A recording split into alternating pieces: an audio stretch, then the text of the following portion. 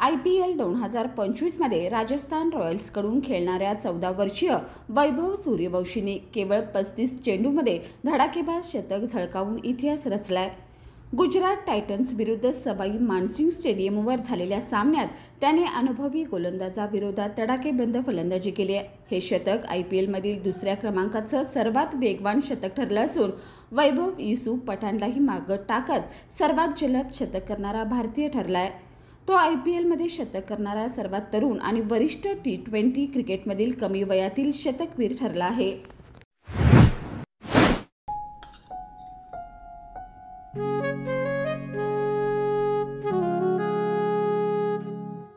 बाबा, आज येताना बासुंदी घेऊन या ना.